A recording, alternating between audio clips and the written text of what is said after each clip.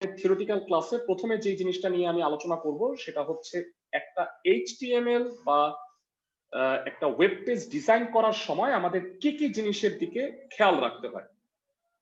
সবাই একটু লক্ষ্য রাখি। যারা একটা ওয়েব পেজ ডিজাইন মানে একটা সাধারণ ওয়েব পেজের একটা ফরম্যাট এখানে দেখানো হয়েছে। সাপোজ একটা কোম্পানির ওয়েবসাইট যদি হয় তাহলে সেক্ষেত্রে সাধারণত এমন থাকে, উপরে কোম্পানির ব্যানার বা নাম থাকে, তারপরে মেইন মেনুতে এগুলোকে অনেকগুলো সাব মেনু থাকে, কয়েকটা হাইলাইটস মানে কোম্পানির বিশেষ বিষয়, এই জিনিসগুলো এইভাবে থাকে। এখানে জাস্ট একটা উদাহরণ দেখানো হয়েছে। আর একটা জিনিস তোমরা সবাই মনে রাখবা যে একটা ওয়েব পেজ থেকে আরেকটা ওয়েব পেজে যাওয়া এইটাকে মূলত নেভিগেশন বলা হয়। আর এই নেভিগেশনটা আমরা যেই টুলটা দিয়ে করি তার নাম হচ্ছে হাইপার লিঙ্ক।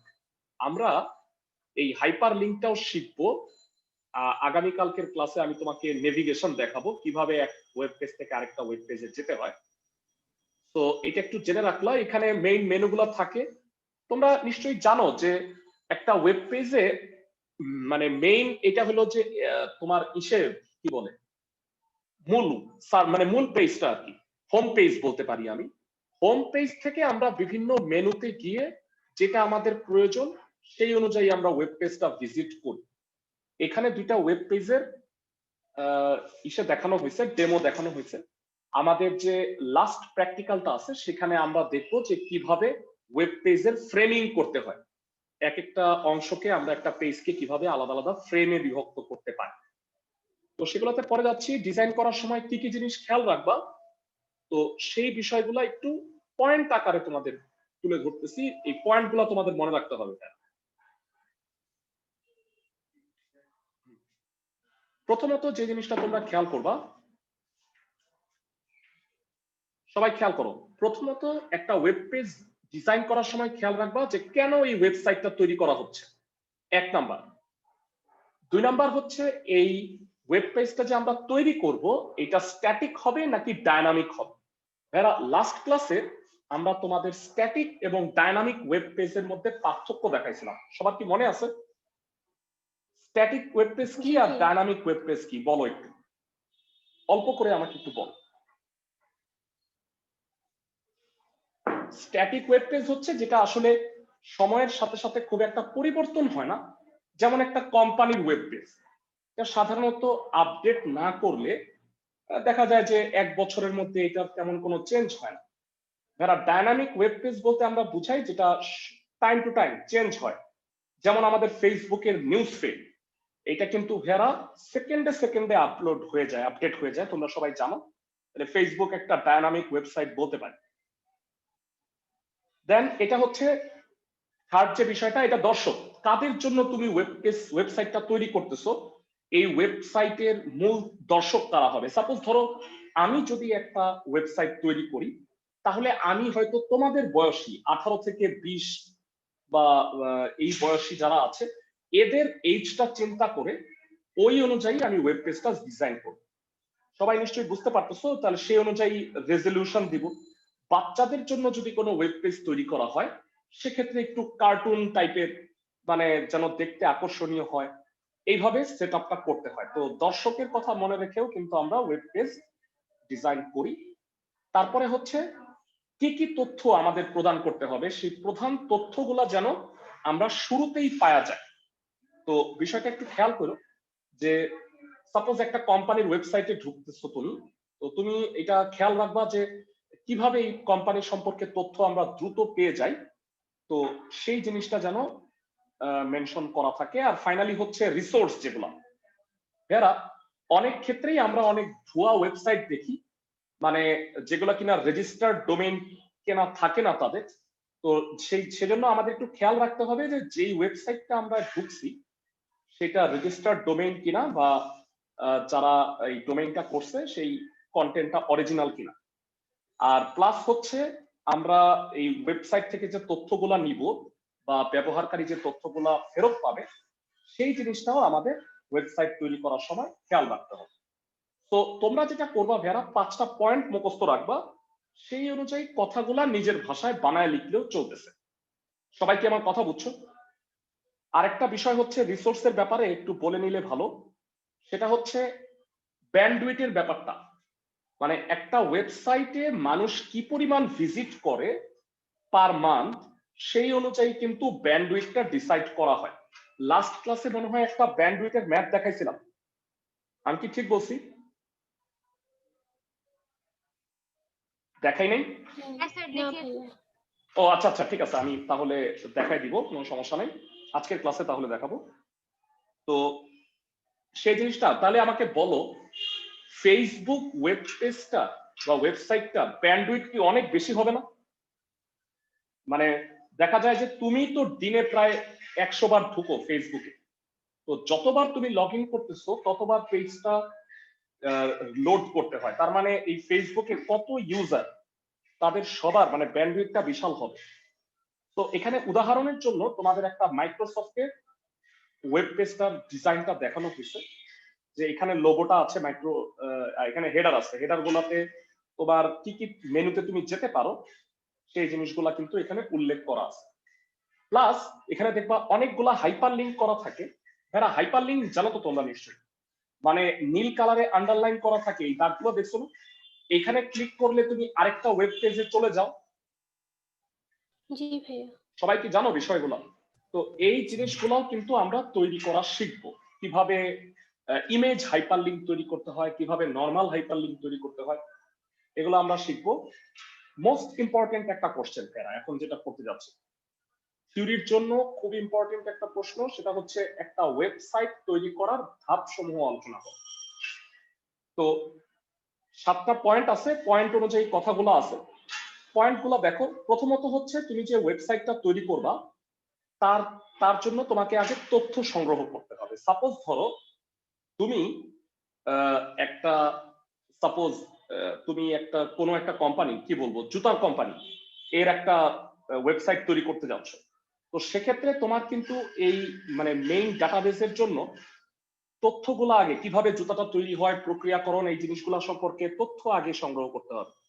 আমি পয়েন্টগুলো একটু তুলে ধরতেছি তোমাদের সামনে।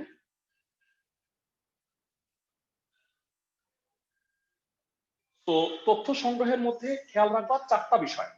একটা হচ্ছে উদ্দেশ্য, লক্ষ্য, দর্শক নির্ধারণ এবং মূল উপাদান। ভেড়া, আমরা কিন্তু এই জিনিসগুলা একটু আগে পড়ে আসছি, তোমাদের কি মনে আছে ক্লাসের সবাই? ওকে, দেন তথ্য তুমি সংগ্রহ করে ফেললা ওয়েবসাইট সম্পর্কে।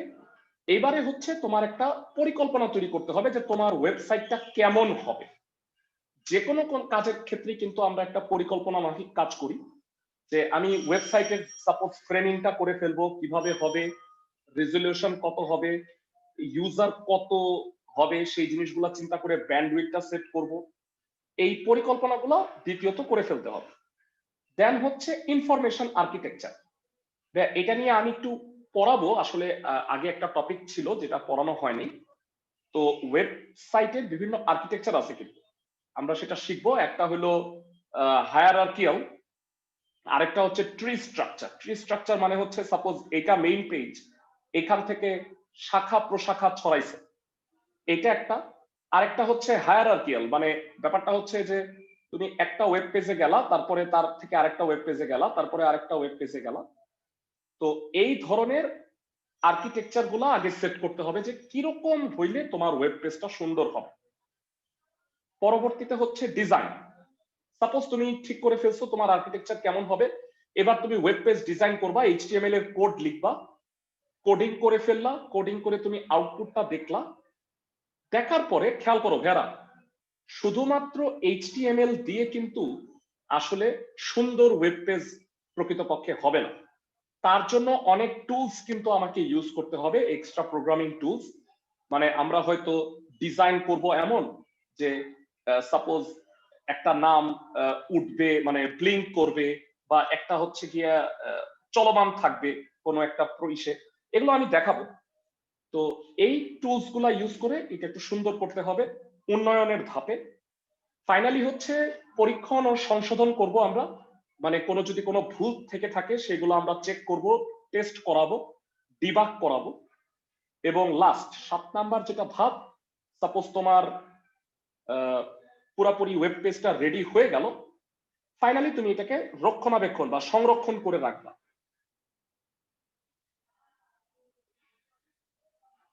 তো এখানে রক্ষণাবেক্ষণের কথা বলা হয়েছে যে তুমি পরবর্তী ইউজের জন্য সেটাকে সংরক্ষণ করে রাখবা, পরবর্তীতে যদি আপডেট করার দরকার হয় তখন কিন্তু তোমার মূল ফাইলটা লাগবে। ভাইরা তোমরা কি বুঝতে পারো যে HTML পেজটা এটা হলো আউটপুট, তার ইনপুটটা কিন্তু ভেরা টেক্সট ফাইলটা নোটপ্যাডে। সবার কি মনে আছে লাস্ট ক্লাসে আমি একটু দেখাইছিলাম? জি ভাইয়া। ভেরা আমরা আপডেট যদি নোটপ্যাডে করি সেই অনুযায়ী পরিবর্তন কিন্তু আমাদের এই HTML পেজে হয়। তো মূল ফাইলটা কিন্তু আমাদের আপডেট করার জন্য লাগবে। সবাই কি বুঝতেছো আমার কথা ক্লাসের সবাই? জি ভাইয়া। ওকে, নেক্সট গুরুত্বপূর্ণ প্রশ্ন সেটা হচ্ছে একটা সুন্দর ওয়েব পেজের কি কি বৈশিষ্ট্য থাকবে? যারা পয়েন্টগুলো মুখস্থ রাখবা। 1 নাম্বার দ্রুত প্রদর্শন এবং ডাউনলোড। ভেরা তুমি মনে রাখবা তোমার হোম পেজটা যদি অনেক বড় হয় সেক্ষেত্রে ডাউনলোড হইতে যদি অনেক সময় লাগে তাহলে হবে কি অনেক ইউজার যখন তোমার ওয়েবসাইটটা ক্লিক করবে দেখতেছে যে আসতেছে লোড হচ্ছে, তখন কিন্তু বিরক্ত হয়ে অনেক সময় মানে বন্ধ করে অন্য ওয়েবসাইটে ভিজিট করে, তাই না? এরকম হয় না তোমাদের সাথে? জি ভাইয়া। এই কারণে হোম পেজটা যেন দ্রুত ডাউনলোড হয়, এই কারণে হোম পেজে অতিরিক্ত ছবি অ্যানিমেশন এগুলো দেওয়া যাবে না, যেন ডাউনলোড হইতে বেশি সময় না লাগে। এরপরে হচ্ছে ব্রাউজারের সাথে মানানসই রেজলিউশন। ভাইরা এক একটা ব্রাউজারের এক একটা রেজলিউশন থাকে। মূলত আমরা এখন গুগল ক্রোম বা মজিলা ফায়ারফক্স এগুলা ইউজ করি বা অপেরা ইউজ করি, এইগুলোর সাথে মানানসই রেজলিউশন রাখতে হবে। তুমি যদি অনেক আপগ্রেডেড রেজলিউশন ইউজ করো দেখা গেল যে যারা এই ব্রাউজার গুলা ইউজ করে তারা তোমার ওয়েব পেজটা ভিজিটই করতে পারবে না বা লোড করতে পারবে না। তো এগুলো একটু খেয়াল রাখতে হবে। তারপরে মনোযোগ আকর্ষণ, মানে ওয়েব পেজটাতে ঢুকেই তোমার মানে ভিজিটরের মনোযোগ আকর্ষণ করতে হবে যে যেন সুন্দর লাগে, এবং এটার জন্য অবশ্যই ইমেজ ও গ্রাফিক্স ইউজ করতে হবে। হ্যাঁ, তুমি যদি একটা ওয়েব পেজে ঢুকে দেখো যে পুরা রচনা লেখা আছে স্বভাবতই তুমি বিরক্ত হবে না? সবাই কি বুঝতেছো? জি ভাইয়া। আর পাশাপাশি ওয়েব পেজের লেন্থ যদি অনেক বড় হয় তাহলেও কিন্তু তুমি আগ্রহ হারায় ফেলবা। দ্যাট ইজ ওয়াই হোম পেজের লেন্থটাকে তোমরা কম রেখে এর সাথে সাথে তোমরা মানে সাব পেজ মানে হাইপারলিংক পেজ গুলাকে ঠিক মতো ডাউনলোড করবা। তারপরে ডিজাইন আর কালারের ব্যবহারটা ঠিক মতো করতে হবে, যেন একটা লেখা অনেক সময় হয় কি একটা কালারের উপরে আরেকটা কালার দেওয়ার কারণে ভিতরের কালারটা বোঝা যায় না বা বাইরের কথাগুলো লেখা বোঝা যায় না। তো এই কারণে তোমাদের আসলে ডিজাইন আর কালারের ব্যবহারটা নিয়ে জ্ঞান থাকতে হবে। আর ফাইনালি হচ্ছে কনটেক্সট টেক্সট, মানে তুমি যেই জিনিসটা দেখতে চাচ্ছ সেইটার মূল জিনিসটা তুমি যদি মানে জিস্ট বা এর অভ্যন্তরস্থ লেখাটা এটা যেন মানে তথ্যবহুল থাকে বা তুমি ক্লিক করে যেটাই গেছো তুমি যেন হতাশ না হও, সোজা কথা। আর প্রত্যেকটা কন্টেন্টেই সাধারণত বলছে যে 15 থেকে 20 লাইনের মধ্যে লিখলে সুবিধা হয়। মানে তুমি যদি বেশি হিজিবিজি করে লেখো সেক্ষেত্রে কিন্তু যে ভিজিটর তার সমস্যা হবে, দেখতে পড়তে সমস্যা হবে। তো এই 7টা পয়েন্ট মুখস্থ রেখে এর কথা নিজের অনুযায়ী বানায় লিখতে পার। তো আমরা এরপরে যেই এটা পড়বো সেটা হচ্ছে ওয়েবসাইট ধরো তৈরি করে ফেললাম, এই ওয়েবসাইটটা কিভাবে আমি আপলোড করতে পারি তো সেটা আমরা একটু দেখব। এটা হচ্ছে ওয়েবসাইট পাবলিশ করার ধাপ, এই 4টা ধাপ। ভেরা এখানে শুধু জাস্ট 4টা লাইন বলে দিছে, কিন্তু আমরা একটু ডিটেইল বর্ণনা দেওয়ার চেষ্টা করতেছি। প্রথমত সাপোজ ধরো তুমি একটা ওয়েবসাইট বানাবো, বা আমি শাহেদ স্যার আমার নামে আমি একটা ওয়েবসাইট তৈরি করতে চাচ্ছি। সাপোজ ধরো এইচএসসি হায়ার ম্যাথ। তো আমি ফার্স্টে ইন্টারনেট সার্ভিস প্রোভাইডার কোম্পানি বা আইএসপি যারা, সাপোজ ধরো আমাদের বাসার আশেপাশে একটা আইএসপি প্রোভাইডার আছে তালতলা নেট। তো অনেকের বাসা শান্তিনগর হইলে দেখবা যে অন্তরঙ্গ নেট নামে একটা খুব জনপ্রিয় ইন্টারনেট সার্ভিস প্রোভাইডার আছে। তো তাদের কাছে গিয়ে আমরা একটা ডোমেইন কিনতে চাবো। সাপোজ আমি বললাম যে শাহেদ স্যার নামে আমি একটা ডোমেইন কিনতে চাই। তো দেখা গেল যে কুড়িগ্রামের কোন এক সাহেব, এই বেটা আগেই সাহেব স্যার নামে ডোমেইনটা কিনে রাখছে। তো আমি কিন্তু ভেড়া ওই নামে কিনতে পারবো না, কারণ অলরেডি ওইটা ওই নামে রেজিস্টার করা আছে। সাপোজ আমি বললাম যে ইঞ্জিনিয়ার সাহেব স্যার নামে দেই, দেখা গেল যে এই জিনিসটা হয়তো অ্যাভেলেবল আছে, তো আমি এই নামটাকে রেজিস্ট্রেশন করে ফেলবো। কিছুদিন আগে হাস্যকর একটা সময় টিভিতে নিউজ দেখলাম যে বাংলাদেশে facebook.com.bd নামে একটা ডোমেইন কিনতে চাইছিল ফেসবুক, কিন্তু একটা ফালতু বাংলাদেশের কোন একটা কোম্পানি এই নামে 2008 সালে facebook.com.bd নামে একটা ডোমেইন কিনে রাখছে। তোমরা কি এই নিউজটা পাইছো? জি ভাইয়া। এই কারণে বেচারা ফেসবুক, মানে ওরা বাংলাদেশের বিডি ডোমেইন নিয়ে কাজ করতে পারতেছিল না। পরে এর বিরুদ্ধে মামলা করছে, মানে ফেসবুকের বিরুদ্ধে বাংলাদেশি কোম্পানিটা মামলা করছে যে আমাদের ডোমেইন নেম নিয়ে যাচ্ছে। যাই হোক, মামলাতে মনে হয় বাংলাদেশের এরাই হারবে। এই একটা নিউজ আসছে, চমৎকার নিউজ। তো এটার সাথে একটু রিলেটেড।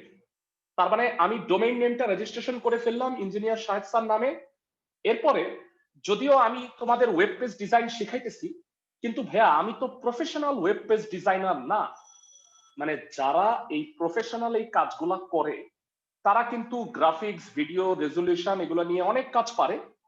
তো আমি প্রফেশনাল ডিজাইনের কাছে গিয়ে বলবো যে শাহেদ স্যার নামে একটা ওয়েব পেজ ডিজাইন করে দেন, অর্থের বিনিময়ে সে আমার কাজটা করে দিবে। ওকে, তো সাপোজ ওর ডিজাইন করার যে কাজটা সেটা আমি পেন ড্রাইভে নিয়ে আমি সেই ইন্টারনেট সার্ভিস প্রোভাইডার কোম্পানির কাছে আসবো। আসার পরে আমি বলবো যে এইটাকে, ওই যে আমি ডোমেইনটা কিনছি ওই ডোমেইনের আমার ওয়েব পেজটাকে হোস্ট করে দেন, মানে আপলোড করে দেন আর কি। ব্যাপারটা অনেকটা এরকম যে এইটা একটা সাইবার স্পেস আছে কমন, সাপোজ এটাকে ক্লাউড বলা হয়। যারা তোমাদের কি ক্লাউড কম্পিউটিং এর কথা বলছিলাম মনে আছে? জি ভাইয়া। এরকম একটা ফ্রি স্পেস যেখানে আমি আমার ওয়েব পেজটা আপলোড করে দিই। তাতে হবে কি, এখন কেউ যদি আমার এই ওয়েব পেজটা সার্চ করে তাহলে কিন্তু ইজিলি খুঁজে পাবে। কিন্তু তোমরা আমাকে বলো, আমি একটা ওয়েব পেজ হোস্ট করলাম, কেই বা জানে আমার এই ওয়েব পেজ হোস্টের কথা, তাই না? তোমরা হয়তো কয়েকজন আমার ছাত্রছাত্রী তারা জানতে পারবা, বাকিরা কেউই কিন্তু জানে না। এই কারণে প্রচারমুখী করার জন্য আমাকে এটা সার্চ ইঞ্জিনের সাথে যুক্ত করতে হবে। গুগল বা ইয়াহু এরকম সার্চ ইঞ্জিন আছে, তোমরা নিশ্চয়ই জানো যে গুগল, ইয়াহুর এগুলোর কিন্তু বাংলাদেশে অফিস আছে। এদের কাছে গিয়ে বলতে হবে যে ভাই কেউ যদি হায়ার ম্যাথ নিয়ে সার্চ দেয় কখনো, তাইলে ভাই আমার পেজটাকে যেন আসে, লোড করে, আমার এই নামে একটা ওয়েব পেজ আছে। তো দেখা যাবে গুগল বা ইয়াহুর সার্চ ইঞ্জিনে আমাদের ওয়েব পেজটা যদি যুক্ত হয়ে যায়, সেক্ষেত্রে কিন্তু আরো বেশি প্রচার পাবে আমার ওয়েব পেজ, এবং দেখা যাবে যে সাহেব স্যারের ওয়েবসাইট খুব বিখ্যাত হয়ে যাবে। সবাই কি বুঝতেছো আমার কথা? ক্লাসের সবাই? জি ভাইয়া। তো আজকের ক্লাসে আমি যে থিওরি গুলা পড়লাম আমি একটা একটা করে বলে দিচ্ছি ভেড়া। থিওরি কিন্তু আরো আছে, যেটা আমরা সামনের দুটা ক্লাসে আরো পড়বো। আজকের ক্লাসে আমরা যে থিওরি গুলা পড়ছি সেটা হচ্ছে একটা ওয়েব পেজ ডিজাইন করার সময় আমাদের কি বিষয় খেয়াল রাখা উচিত, একটা ওয়েব পেজ ডিজাইন করার ধাপ সমূহ কি কি, 3 নাম্বার হচ্ছে একটা ওয়েব পেজ ডিজাইন করার সময় কিভাবে, মানে একটা ভালো ওয়েবসাইটের বৈশিষ্ট্য কি কি, আর 4 নাম্বার হচ্ছে একটা ওয়েবসাইট পাবলিশ করার ধাপগুলো। তো এই 4টা টপিক আমরা আজকে পড়ছি, এগুলো একটু দেখে নিবা। দরকার হইলে এই বইটা যদি তোমাদের কাছে না থাকে তাহলে এই পেজগুলো তোমাদের গ্রুপে আমি দিয়ে দিব। সবাই কি বুঝতে পারছো? ক্লাসের সবাই? জি ভাইয়া। ওকে, এইবারে আমরা আজকের সেকেন্ড টপিকটা শুরু করতে যাচ্ছি, সেটা প্র্যাকটিক্যাল অংশ। যারা ইচ্ছা করেই আমি থিওরিটিক্যাল অংশ আর প্র্যাকটিক্যাল অংশটা অর্ধেক অর্ধেক করে রাখতেছি তোমাদের ক্লাসে। তাহলে যেটা হবে যে দুইটা একসাথে আগাবে এবং তোমাদের বুঝতেও সুবিধা হবে। প্রথম যে টপিকটা আজকে পড়বো সেটা হলো টেবিল ডিজাইন। ভেড়া, সাপোজ আমরা এরকম একটা টেবিল ডিজাইন করতে চাই। সাপোজ এটা A B C D E F P Q R. তো এরকম একটা আমি টেবিল ডিজাইন করতে চাচ্ছি। যার 3টা রো এবং 3টা কলাম আছে, তোমরা বুঝতেই পারতেছো। এবং টেবিলের রো কলাম সেট করে সেই অনুযায়ী কিন্তু কোড করতে হয়। গত ক্লাসে আমরা শিখাইছিলাম কিভাবে একটা ওয়েব পেজ খুলতে হয়, আমরা ওইখান থেকে স্টার্ট করব। ওয়েব পেজ খুলে এইরকম একটা টেবিল আমরা তৈরি করব। তো টেবিল তৈরি করার আগে তোমাদের একটু থিওরিটিক্যালি বলে রাখতেছি, একটা টেবিলের রো তৈরি করার জন্য টিআর ট্যাগ ইউজ হয়। টেবিল তৈরি করার জন্য স্বভাবতই টেবিল ট্যাগ শুরু এবং টেবিল ট্যাগ ক্লোজ করতে হবে নরমাল নিয়ম অনুযায়ী। টেবিলের একটা রো এর জন্য টিআর ট্যাগ শুরু করবা, ফাইনালি টিআর শেষ করবা। টিআর এর মধ্যে যতগুলা টেবিল ডাটা দিবা টিডি, সাপোজ টিডি লিখে এ, তাহলে একটা তৈরি হবে। তুমি যদি লেখো টিডি লিখে বি, তাহলে আরেকটা তৈরি হবে। মানে রো এর মধ্যে যতগুলা কলাম দিতে চাও ততগুলা টেবিল ডাটা দিবা। আমি আবার বলি, ফার্স্ট রোতে সাপোজ 3টা কলাম আছে, তো ফার্স্ট রো লিখে তুমি 3টা টেবিল ডাটা দিয়ে রোটা শেষ করবা, তাহলে এটা শেষ হইল। এবার বলো তো ভাইয়ারা, সেকেন্ড রোটা লেখার জন্য তুমি কি করবা? সেকেন্ড রোটা লেখার জন্য আবার টিয়ার দিবে। সবাই কেমন? হ্যাঁ, আরেকবার টেবিল রো নিয়ে শুরু করবা। এবার কয়টা ডাটা লিখবা? টেবিল ডাটা 3টাই লিখবো। যথারীতি 3টা। এবার ডিইএফ লিখবা। সিমিলারলি আবার টেবিল রো লিখে পিকিউআর, তারপরে আমরা টেবিল ট্যাগটা ক্লোজ করব। আমি কি ক্লাসের সবাইকে বুঝাইতে পারছি? ক্লাসের সবাই? আচ্ছা, লাস্ট ক্লাসে আমি কি তোমাদের ইমেজ আপলোড করা দেখাইছিলাম? ইমেজ কিভাবে আপলোড করতে হয়? না ভাইয়া। দেখেনি? না ভাইয়া। না ভাইয়া। ও আচ্ছা, অ্যালাইনটাও ইমেজ, হয়নি। হ্যাঁ হ্যাঁ, আমি তাহলে আজকে ইমেজটাই আপলোড করে দেখাবো। হ্যাঁ, মানে আগে টেবিলটা শেষ করে নিই। হ্যাঁ, অ্যালাইনের ট্যাগে ভাই আমি একটু ভুল করছিলাম, সেটার কারেকশন করে দিই। ওকে, আমরা তাহলে একটু কম্পিউটারে চলে যাচ্ছি। আমি আমার ওই আইডিটাকে হোস্ট দিয়ে দিচ্ছি, আর এখান থেকে আমি একটু লিভ নিয়ে নিব।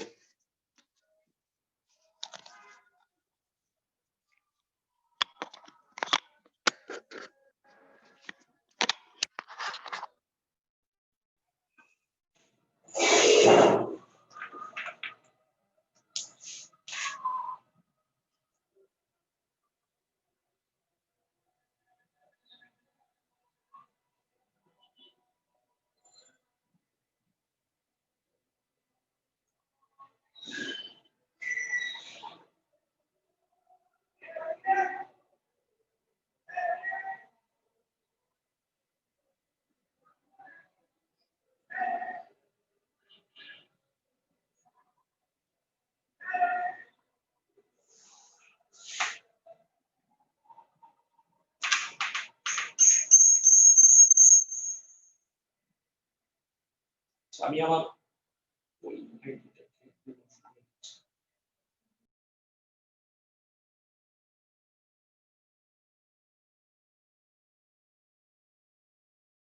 ভাইয়া আপনি মাইক অফ।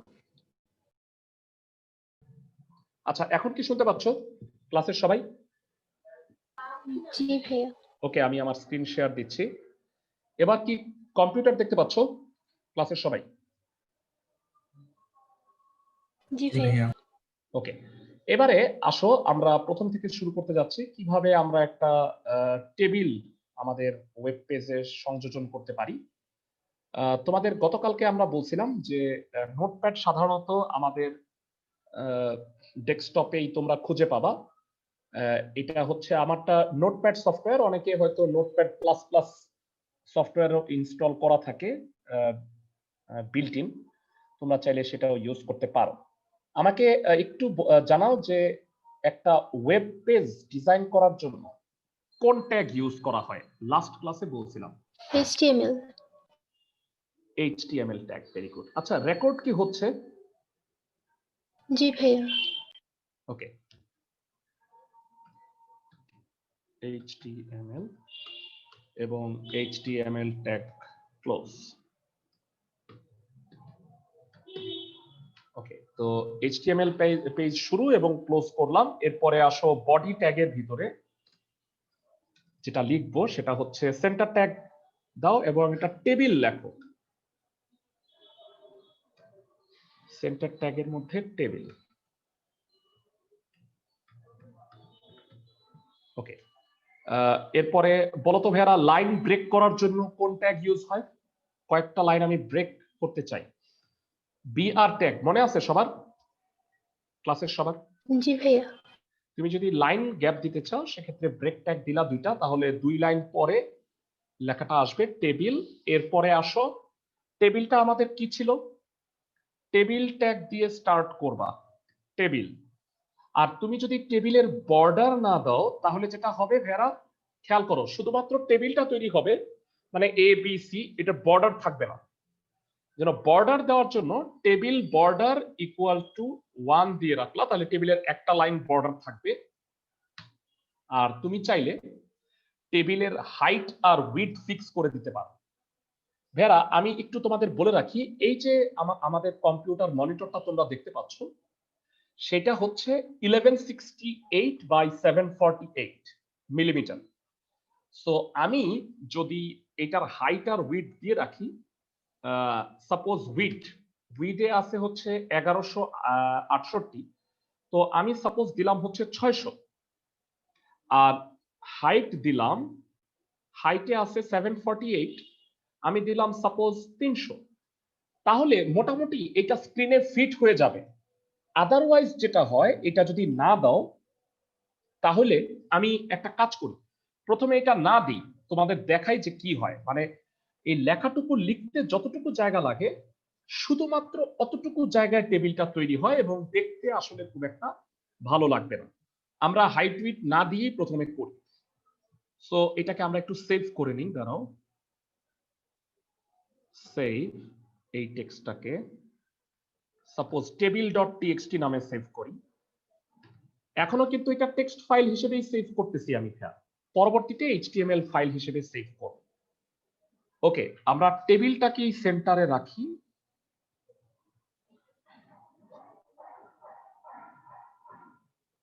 সেন্টার ট্যাগ শুরু হইলো, এখানে সেন্টার ট্যাগ ক্লোজ দিই, আর বডি ট্যাগও ক্লোজ করতে হবে। ওকে, এবারে আসো টেবিল মানে টেবিল ট্যাগটা শুরু করছি, টেবিল ট্যাগটা শেষ করি। গুছায় নিলে তাহলে লিখতে সুবিধা হয়, ভুল হবে না। এবারে বলো, আমাদের যে টেবিলটা ছিল ভেরা, তোমাদের হয়তো মনে আছে 3টা রো আর 3টা কলামে, তাই না? মনে আছে না সবার? জি ভাইয়া। ওকে, সো তুমি যেটা করতে পারো সেটা হচ্ছে ফার্স্টে টেবিল রো দিলা। টেবিল রো এর ভিতরে কয়টা টেবিল ডাটা হবে বলো তো ভেরা? 3টা। 3টা। তো টেবিল ডাটা টিডি, ফার্স্টে টিডির ভিতরে দিবা এ এবং টিডিটা ক্লোজ করবা। আচ্ছা, আমরা কপি পেস্ট করতেই পারি।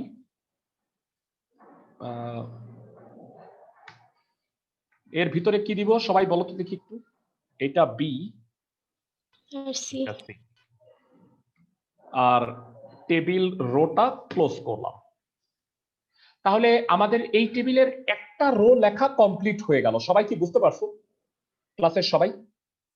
জি ভাই। তাহলে তোমরা একটু, আমরা এটা টেবিল এটা সেভ করে আমরা এতটুকুই শুধু প্রথমে দেখি, একটা রো লেখা হয়েছে। সেভ অ্যাজ table.html নামে আমি সেভ করলাম। তো ডেস্কটপে table.html নামে একটা তৈরি হয়েছে, সবাই খেয়াল রাখো। আমরা ওয়েব পেজটা একটু খুলে দেখি।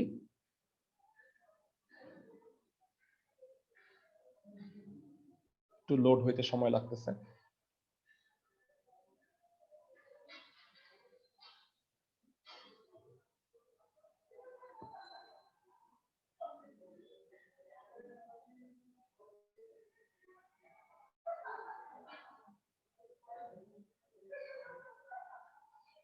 সবাই নিশ্চয়ই দেখতে পাচ্ছ টেবিল.html এ একটা টেবিল, এখানে শুধু এবিসি লেখা, একটা বর্ডার দেওয়া আছে বাইরে।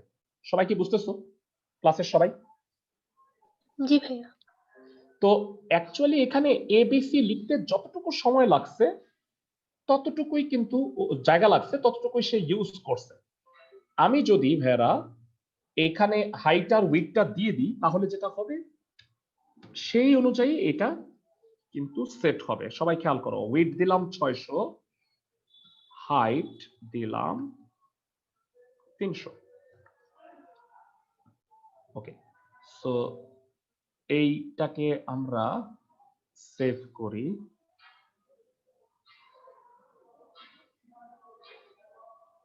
সেভ অ্যাজ table.html নামে সেভ করলাম। আগেরটাকে রিপ্লেস করতে চাই কিনা আসবে, আসলো। সো আমরা টু টেবিল ফাইলটায় যাই। এবার খেয়াল করে দেখো, এবার কিন্তু পুরো স্ক্রিনে মোটামুটি ফিট হয়ে গেছে। সবাই কি বুঝতেছো? ক্লাসের সবাই? জি ভাইয়া। একটা প্রবলেম যেটা হয়েছে, এক মিনিট, এই আরিফ, আরিফ, জহিরুল,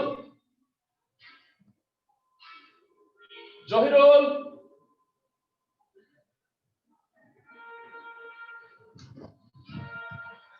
দুঃখিত, এখানে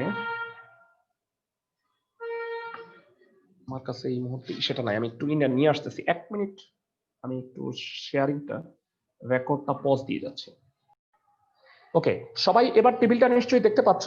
টেবিলটা 600x300 স্ট্যান্ডার্ডে চলে আসছে।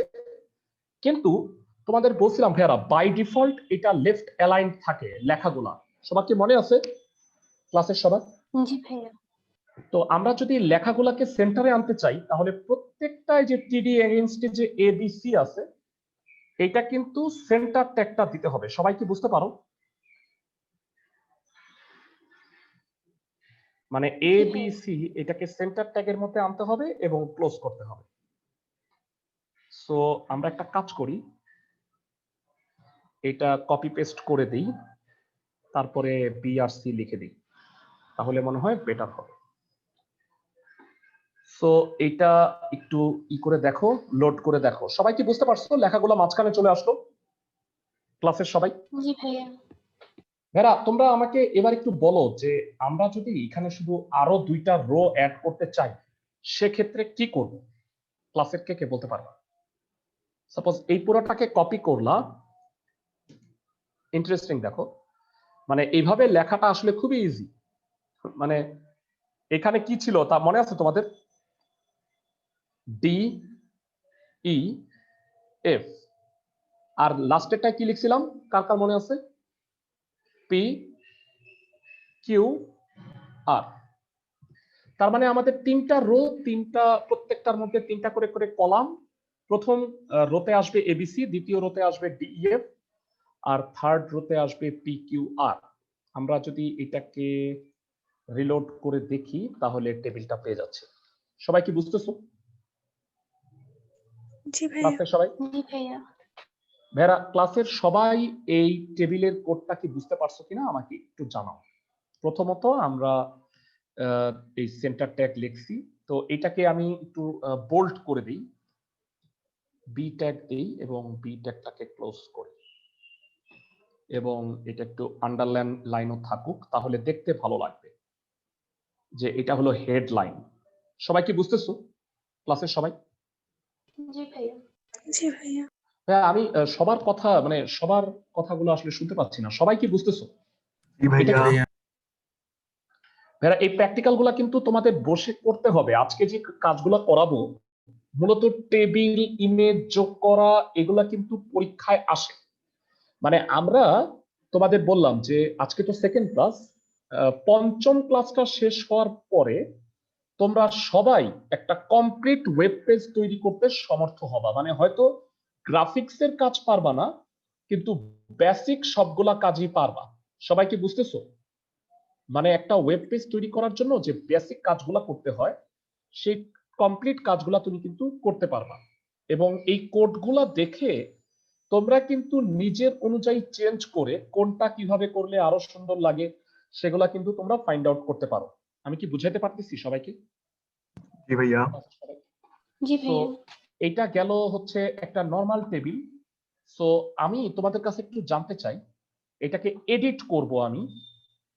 সাপোজ এই টেবিলে আমি যদি আরেকটা কলাম অ্যাড করতে চাই এবং এখানে থাকবে এক্স ওয়াই জেড, তো এই এক্ষেত্রে আমার টেবিলে কি কি পরিবর্তন করতে হবে, কে কে বলতে পারবা? আরেকটা কলাম থাকবে, এখানে এক্স, এখানে ওয়াই, এখানে জেড লেখা থাকবে।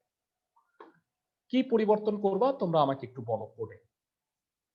এই টেবিল রো এর মধ্যে টেবিল ডাটা কি 3টা হবে নাকি 4টা হবে, কে কে বলতে পারবা? 4টা হবে। 4টা হবে। এবং চতুর্থটায় কি লিখবা? এক্স। সবাই কি বুঝতেছো ভাইরা? এখানে আমি অ্যাড করে এখানে একটা এক্স দিয়ে দিব। সিমিলারলি আমি এটা কপি করে পরেরটায় নিয়ে আসলাম, এখানে আমি একটা ওয়াই দিয়ে দিব। সিমিলারলি আমি কপি করে আনলাম, আমি এখানে একটা জেড দিয়ে দিব। সবাই কি বুঝতে পারছো? এবার এটাকে আমি জি ভাইয়া। রিলোড করি, তাহলে আমি আমার কাঙ্ক্ষিত রেজাল্ট দেখতে পাচ্ছি। সবাই কি বুঝতেছো? ক্লাসের সবাই? জি ভাইয়া। ওকে, এবারে আসো টেবিলে, মানে শুধুমাত্র এটা না, টেবিলে কিন্তু আরো কিছু কাজ আছে, কাজগুলো একটু বুঝায় বলতেছি। সেটা হচ্ছে তোমরা কিন্তু ভাইয়ারা চাইলে টেবিলের 2টা রো ভেঙে একটা রোতে, সাপোজ এখানে 2টা কলাম, পাশাপাশি 2টা কলাম আছে, এই 2টা কলাম ভেঙে আমি যদি সি শুধু লিখতে চাই, সবাই খেয়াল করো, মানে পুরা টেবিলটা ঠিক থাকবে, সি আর এক্স বাদ দাও। সাপোজ এই এফ আর ওয়াই, এই 2টা ভেঙে আমি শুধু মাঝখানে এফ লিখব, মানে এই 2 কলামের মানটা আসলে একটা মান হিসেবে রিপ্রেজেন্ট হবে। সবাই কি বুঝতেছো আমার কথা? মানে এই 2টাকে ভেঙে আমি মাঝখানে শুধু এফ লিখতে চাই, বাকি পুরাটা ঠিক থাকবে। সবাই কি বুঝতেছো? জি ভাইয়া। সেক্ষেত্রে আমাকে বলো, পাশাপাশি এটাকে কি কলাম বলা হয় না? জি এইটা ভাইয়া। কলাম। তো 2টা কলামকে ভেঙে আমি একটা কলামে রূপান্তর করতেছি, এই কারণে এটাকে বলা হয় কল স্প্যান। কলাম স্প্যান মানে কলামকে ভেঙে দিলাম। কয়টা কলাম ভাঙবো ভেরা এখানে বলো? 2টা। 2টা, এই কারণে কল স্প্যান ইকুয়াল টু 2। একটু কোডে যাই, ভালো করে শুনো ভেরা, কোথায় পরিবর্তনটা হচ্ছে বলো তো? এফ আর ওয়াই তে না? জি ওয়াই, ভাইয়া। ওয়াই কি থাকবে? ওয়াইটাকে কেটে দিই, কেটে এই যে টিডি লিখছি এখানে লিখবা কল স্প্যান। কয়টা কলাম ভেঙে একটা লিখতেছো বলো তো ভেরা? 2টা। ইকুয়াল টু, যে কোনো ভ্যালু ইনভার্টেড কমার মধ্যে দিতে হয় ভেরা। আগে খেয়াল করে আসো, 600, 300, বর্ডার 1, এগুলা ডাবল ইনভার্টেড কমার মধ্যে দিয়ে আসছি, মনে আছে সবার? জি ভাইয়া। তো কল স্প্যান 2, তার মানে হবে কি এই টেবিলে এইখানে ও 2টা কলাম নিয়ে এফ কে বসায় দিবে, মানে এইখানে ও 2টা কলাম নিবে। সবাই কি আমার কথা বুঝতেছো ক্লাসের সবাই? জি ভাইয়া। ওকে, সো এটাকে আমরা একটু সেভ করি। সেভ করে এই কল স্প্যান রো স্প্যানের বিষয়টা কিন্তু ভেরি ইম্পর্টেন্ট। পরীক্ষায় এই ধরনের টেবিল তোমাকে দিয়ে দিবে এবং তোমাকে বলবে এটার কোড লিখতে। সবাই কি বুঝতেছো? দেখো কি ঘটনাটা ঘটলো ক্লাসের সবাই, আউটপুটটা কি বুঝতে পারতেছো? 2টা কলাম ভেঙে এখানে এফ তৈরি হয়ে গেল। সবাই কি আমার কথা বুঝছো? জি ভাইয়া। জি ভাইয়া। আচ্ছা, এবার আমি তোমাদের কাছে একটু জানতে চাই, আমি যদি রো ভাঙতে চাই, সাপোজ আমি যদি এইখানে বি আর ই এই 2টা রো ভেঙে একটা রো লিখতে চাই, খালি মাঝখানে বি লিখবো, এই ইটা থাকবে, তাহলে কোডটা কোথায় পরিবর্তন করতে হবে বলতো ভেরা? ই চলে যাবে। হ্যাঁ, ই চলে যাবে, আর বিটাকে আমি মাঝখানে রাখবো, তাহলে রো বি। স্প্যান লিখবো। ভেরি গুড, এখানে এখানে রো স্প্যান করব 2, এবং বি আছে যেহেতু প্রথম রোতে, প্রথমেই তুমি রো স্প্যানটা করবা, ইটাকে ফার্স্ট অফ অল বাদ দিয়ে দাও। এখানে টিডি কি লিখবা বলো ভাইয়া, একটু দেখ শুনি। TD row rowspan, span লিখবো equal to rowspan equal to 2 আর বি সবই ঠিক আছে। তাহলে এই টেবিলটা আমি যদি সেভ করি তাহলে দেখবো যে এই বি আর ই বাদ দিয়ে মাঝখানে বি চলে আসতেছে। সবাই কি বুঝতে পারছো? জি ভাইয়া। জি ভাইয়া। ভেরা, মানে আমি যদি পরীক্ষায় আঁকা বাঁকা রো স্প্যান কলাম স্প্যান করে দিই তাহলে কি তুমি করতে পারবা? যে কোনো আঁকা বাঁকা রো স্প্যান কলাম স্প্যান যদি করতে বলি, সাপোজ আমি যদি তোমাকে বলি ভেরা এইটা তো হয়েছেই, এখানে আরেকটু পরিবর্তন করি, সেটা হলো এডিএফ এডিপি এই তিনটাকে বাদ দিয়ে শুধুমাত্র এ থাকবে মাঝখানে, তিনটার কলাম রই বাদ চলে যাবে, মাঝখানে খালি এ থাকবে, বাকি যা আছে অ্যাজ ইট ইজ। সেক্ষেত্রে তুমি কি করবা বলো, কি কি বাদ চলে যাবে? ডি আর পি কে বাদ দিব, এর আগে রোজ প্যান ইকুয়াল টু 3 দিব। এক্সেলেন্ট, সবাই কি বুঝতে পারছো? ভেরা একজন আমাকে উত্তর দিল, বাকিরা কি বুঝছো ক্লাসের সবাই? জি ভাইয়া। ভাই একটু সবার কথা শুনতে চাই। ডি আর পি বাদ দিব আর এতে রো স্প্যান ইকুয়াল টু 3 লিখবো, তাহলেই কিন্তু এটা হয়ে যাবে। সবাই কি বুঝতেছি? হ্যাঁ স্যার। ওকে, সো ডিআরপি বাদ দিই, ডিআরপি খুঁজে খুঁজে বাদ দিই কোথায় আছে। এইটা লাগবে না আমার, এই পিও লাগবে না, এইখানে টিডি এর পরে রো স্প্যান ইকুয়াল টু 3। আমি ক্লাসের পরে তোমাদের একটা টাস্ক দিব ভাইয়ারা, একটা টেবিল একে আমি তোমাদের হোমওয়ার্ক টাস্ক দিব একটা, সেই টাস্কটা তোমাদের কোডটা আমাকে পাঠাতে হবে এবং এটার আউটপুট তোমরা আমাকে দেখাবা, তোমাদের কম্পিউটার জেনারেটেড আউটপুট। সবাই কি আমার কথা বুঝতেছো ক্লাসের সবাই? জি ভাইয়া। ওকে, সো আমরা এইটাকে সেভ করলাম। এটা যদি আমরা একটু রিচেক করি তাহলে যেটা আমরা চাচ্ছিলাম সেটা হয়ে গেছে। সবাই কি বুঝতেছি ক্লাসের জি সবাই? ভাইয়া। ভাইয়া এরকম একটা টাস্ক আজকে আমি তোমাদের দিব টেবিলের, যার রো স্প্যান কলাম স্প্যান করা থাকবে এবং সেইটার কোড লিখে তোমাকে আলটিমেটলি আমাকে সাবমিট করতে হবে। সবাই কি বুঝতেছো? জি ভাইয়া। ওকে, তাহলে টেবিল অংশটা আমরা আপাতত এখানে রাখলাম। আচ্ছা, টেবিলে আরো একটা জিনিস দেখানোর আছে আমার, সেটা হচ্ছে টেবিলের ব্যাকগ্রাউন্ড কালার চেঞ্জ করা যায়। ভেরা টেবিল ফরম্যাট করতে পারো, এই যে টেবিল লিখছো বর্ডার, তার এখানে লিখতে পারো background colour, busy colour, busy colour, এটা হলো ব্যাকগ্রাউন্ড কালার। এটাকে চেঞ্জ করে দিই, সাপোজ এটা দিয়ে দিলাম ব্লু। টেবিলের ব্যাকগ্রাউন্ড কালার তাহলে ব্লু চলে আসবে। সবাই কি বুঝতেছি? জি ভাইয়া।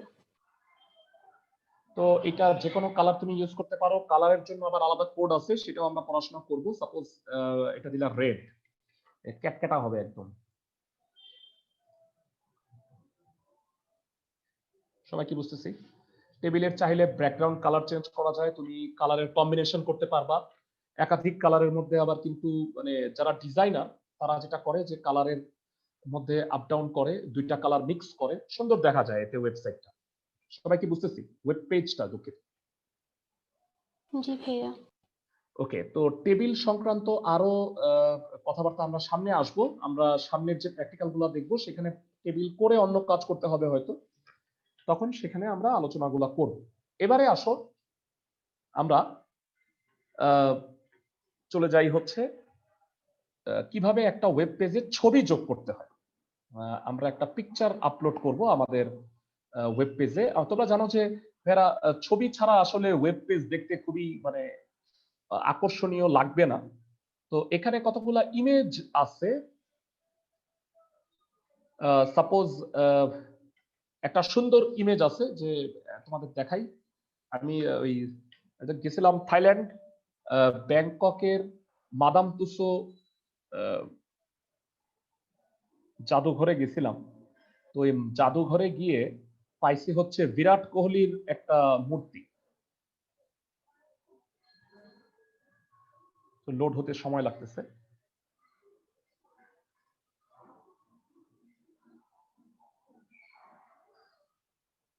তো ওই বিরাট কোহলিকে একটা থাপ্পড় দেখায় আসছে, যেহেতু ও অনেক বড় বেয়াদব।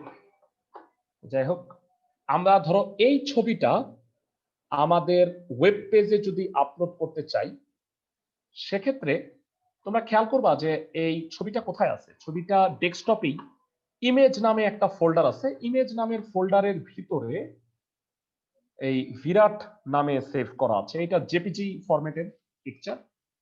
সো আমরা যদি সাপোজ ধরো এখানে তো টেবিলটা আছে, টেবিলের পরে আমি যদি এই ছবিটা আপলোড করতে চাই, তাহলে সেক্ষেত্রে আমি এখানেই করতেছি, একটু জায়গা খালি রাখলাম।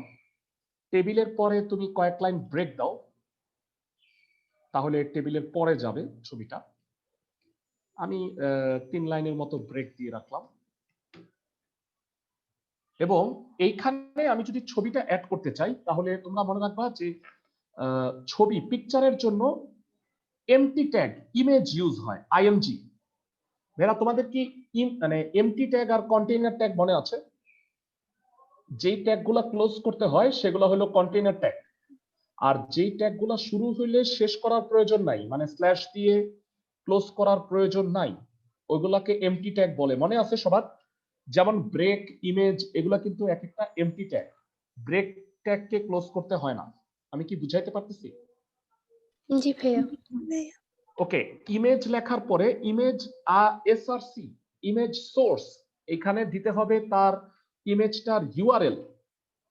ইউআরএল মানে হচ্ছে ইউনিফর্ম রিসোর্স লোকেটর, মানে কোথায় ইমেজটা আছে তার পাথ তোমাকে দেখাই দিতে হবে। যারা যেহেতু ডেস্কটপ আছে, ডেস্কটপেই আছে, সো আমার এখানে কোনো ড্রাইভের মধ্যে নাই। সো আমি ডাইরেক্ট ইমেজ স্ল্যাশ, ইমেজের ভিতরে কোথায় আছে বলতো ভাইরা? বিরাট ডট জেপিজি নামে আছে। আর যদি ভাইরা এটা কোনো একটা ড্রাইভের মধ্যে থাকতো, সাপোজ ধরো ডি ড্রাইভে আছে, ডি কোলন স্ল্যাশ, ডি ড্রাইভের ভিতরে সাপোজ ধরো ইমেজ ফোল্ডারের ভিতরে বিরাট ডট জেপিজি নামে আছে, তো এইভাবে লিখতে হবে। সবাই কি বুঝতেছো ক্লাসের সবাই? জি ভাইয়া। ভাইয়া তোমরা একটু কম্পিউটার সম্পর্কে সবারই মনে হয় কম বেশি মানে আইডিয়া আছে। যেমন আমরা যখন এখানে একটা ক্লিক করি, সবাই খেয়াল করে দেখো, এখানে কিন্তু লোকেটর গুলো আসে পিসির ভিতরে, লোকাল ডিস্ক, তারপরে শাওমি। সবাই কি বুঝতেছো? জি ভাইয়া। তো এইভাবে তোমরা স্ল্যাশ দিয়ে দিয়ে ডি ড্রাইভের ভিতরে ইমেজ ফোল্ডার এর ভিতরে এই নামে আছে, এইভাবে দিতে পারো। যেহেতু ডেস্কটপে আছে, তো সরাসরি আমি ইমেজ ফোল্ডার দিলেও প্রথমে ডেস্কটপেই খুঁজবে। ইমেজ স্ল্যাশ এই বিরাট ডট জেপিজি দিলাম, তাহলে যেটা হবে, এই ট্যাগটা দেওয়ার ফলে আমাদের কিন্তু ওয়েব পেজে ছবিটা আপলোড হয়ে যাবে। আর কিছুই আমার করতে হবে না, শুধুমাত্র ইমেজ সোর্স এর লোকেটরটা দিয়ে দিতে হয়। তো আমরা ফাইলটা যদি সেভ করি, এবারে আমরা এটা একটু যদি দেখি, সবাই খেয়াল করবা যে এইখানে কিন্তু ছবিটা আসছে। তবে আমি যেহেতু ভেরা কোনো ইমেজটার কোনো সাইজ মেনশন করি নাই, সেক্ষেত্রে ও প্রায় পুরা ওয়েব পেজটা জুড়েই ছবিটাকে বসায় দিছে। সবাই কি বুঝতেছো ক্লাসের সবাই? জি ভাইয়া। তোমরা তোমরা চাইলে ইমেজের হাইট আর উইডথ এগুলাকে ফিক্স করে দিতে পারো। সাপোজ হাইট দিলা,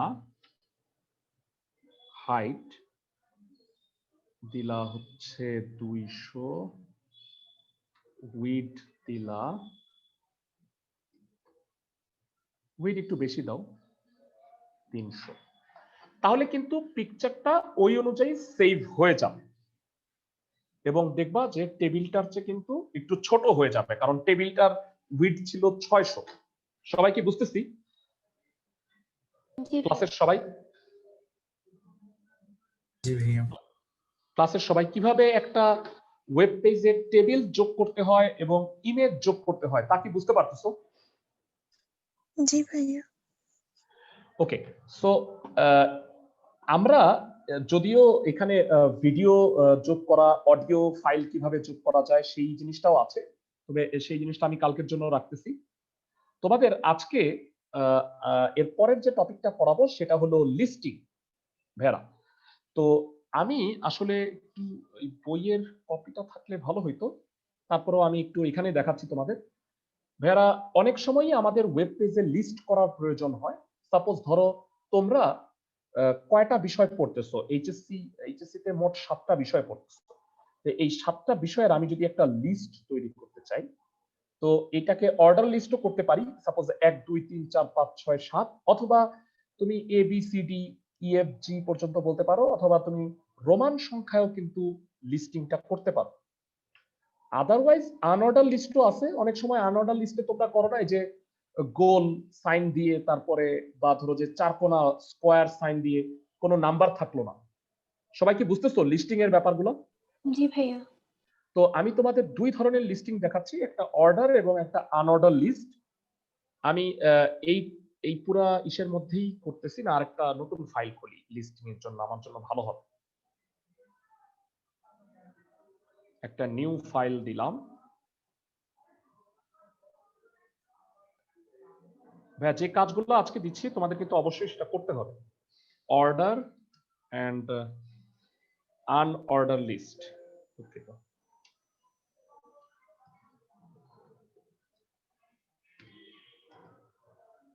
তো আমরা সবাই জানি যে লিস্ট, একটা ওয়েব পেজ খোলার জন্য HTML শুরু এবং এটা ক্লোজ করতে হয়, এটা কমন একটা বিষয়।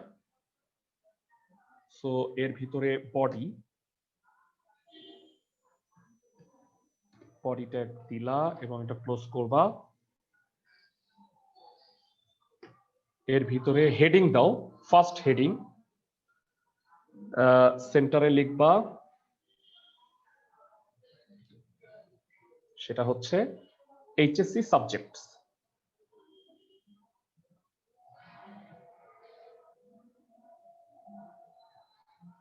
HSC subject.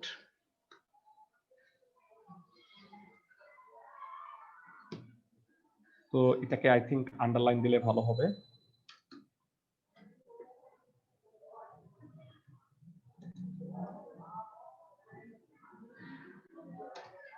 এবং সেন্টার ট্যাগ ক্লোজ করো।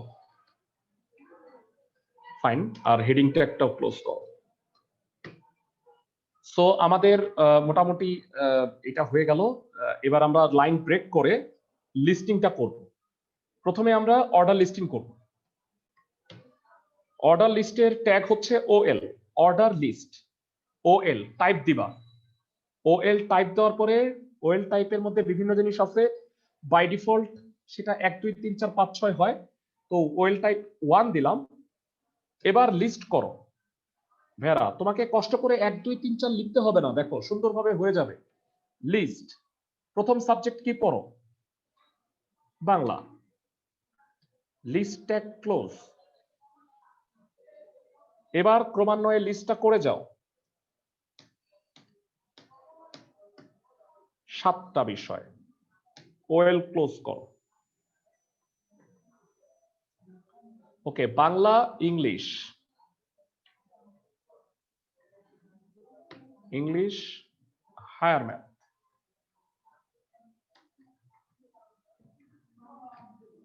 ফিজিক্স,